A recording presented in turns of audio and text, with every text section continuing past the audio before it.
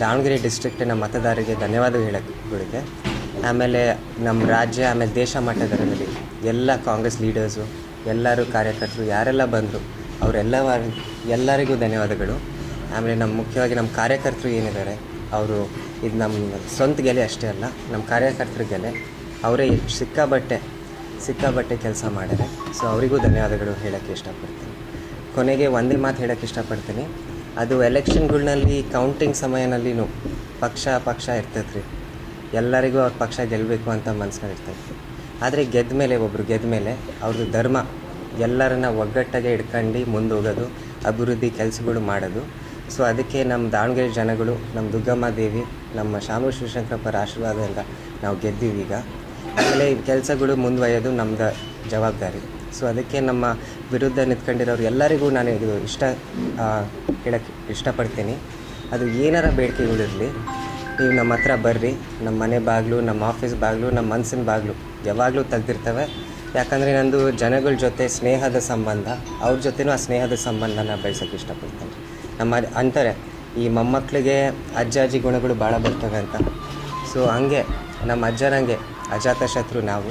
So ಏನಾರ ಇದ್ದರೆ ದಯವಿಟ್ಟು ನಾಚ್ಕೋಬೇಡ್ರಿ, ಹೆದರ್ಕೋಬೇಡ್ರಿ, ನಮ್ಮ ಹತ್ರ ಬರ್ರಿ, ನಾವು ಈ ಕೆಲಸಗಳು ಮುಂದುವರಿಯೋಣ ಅಂತ ಹೇಳಿ ನಾನು ಮಾತನಾಡಿಸ್ತೀನಿ. 24/7 ನಿದ್ದೆ ಮಾಡೋದು ಬೇಕಿಲ್ಲ. ಇಲ್ಲ 24/7 ನಾವು ಸಿಗ್ತೀವಿ ರೀ.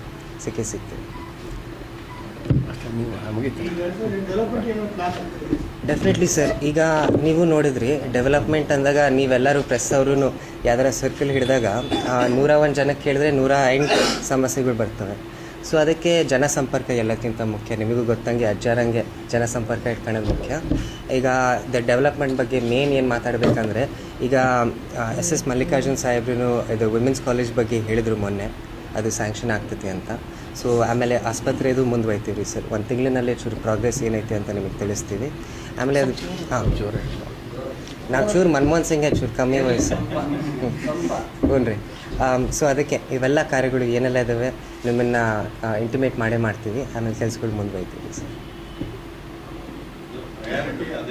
ಪ್ರಯಾರಿಟಿ ಅದೇ ಸರ್. ಯಾಕಂದರೆ ನೀವು ನೋಡಿದ್ರಿ ಜನದ ಬೇಡಿಕೆಗಳು, ಅದು ಕಾಮನ್ ಬೇಡಿಕೆಗಳು ಅವೆ. ಅದು ಬಿಟ್ಟರೆ ಹೌಸಿಂಗಿಂದು ನಾನು ಚೂರು ಒತ್ತು ಕೊಡೋಕ್ಕೆ ಇಷ್ಟಪಡ್ತೀನಿ.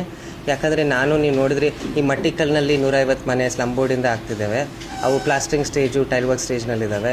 ಅದನ್ನು ಈ ವರ್ಷ ಮುಗಿತವೆ. ಸೊ ಅದೇ ಈ ಹೌಸಿಂಗಿನ ಬೇಡಿಕೆ ನೀವು ನೋಡ್ತೀರಾ, ಭಾಳ ಜನ ಬಾಡಿಗೆ ಮನೆಯಲ್ಲಿದ್ದಾರೆ, ಇಲ್ಲಾಂದರೆ ಮನೆ ಇಲ್ಲ, ಇಲ್ಲಾಂದರೆ ಹಕ್ಕುಪತ್ರದ ಸಮಸ್ಯೆಗಳು. ಪ್ರತಿ ವಾರ್ಡ್ನಲ್ಲಿ ನೀವು ನೋಡಿರ ಹಕ್ಕುಪತ್ರದ ಸಮಸ್ಯೆಗಳಿದ್ದಾವೆ. ಸೊ ಅವೆಲ್ಲ ಟ್ಯಾಕಲ್ ಮಾಡೋಣ.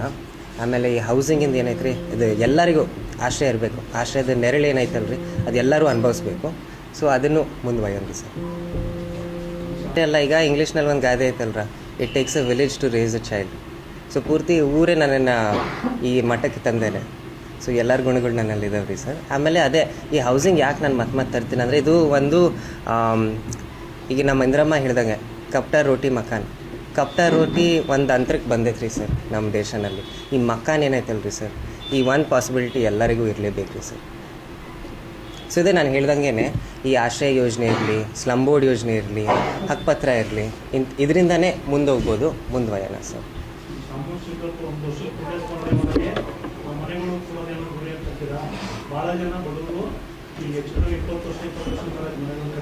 ಹ್ಞೂ ರೀ ಸರ್. ಇಲ್ಲರಿ ಸರ್, ನಾನು ಫಸ್ಟ್ ಇದು ಪೂರ್ತಿ ಮಾಹಿತಿ ತಗೋಬೇಕ್ರಿ ಸರ್. ಸೊ ಹಕ್ಕುಪತ್ರ ಮುಖಾಂತರ ಎಷ್ಟು ಮನೆಗಳು ಸೃಷ್ಟಿ ಮಾಡ್ಬೋದು, ಸ್ಲಮ್ ಬೋರ್ಡಿಂದ ಎಷ್ಟು ಮನೆಗಳು ಸೃಷ್ಟಿ ಮಾಡ್ಬೋದು, ಆಶ್ರಯ ಯೋಜನೆಯಿಂದ ಎಷ್ಟು ಸಾಹಿತ್ಯ ಸಿಗ್ತದೆ ನನಗೆ. ಸೊ ಇವೆಲ್ಲ ಬಜೆಟ್ ನೋಡಬೇಕು, ಲ್ಯಾಂಡ್ ಅಲಾಟ್ಮೆಂಟ್ ಆಯ್ತಾ ಇಲ್ಲ ಸರ್ಕಾರ, ಅವೆಲ್ಲ ಸ್ಟಡಿ ಮಾಡಿ ಮಾಡೋಣ. ಹ್ಞೂ ರೀ ಮಾಡೋಣ ರೀ ಸರ್, ಮಾಡೋಣ. ಅದು ಮಾಡೋಕ್ಕಾರ ನಿಮ್ಮನ್ನು ಫಸ್ಟ್ ಇಲ್ಲೇ ಪ್ರೆಸ್ ಮೀಟ್ ಕರೀರಿ ಸರ್.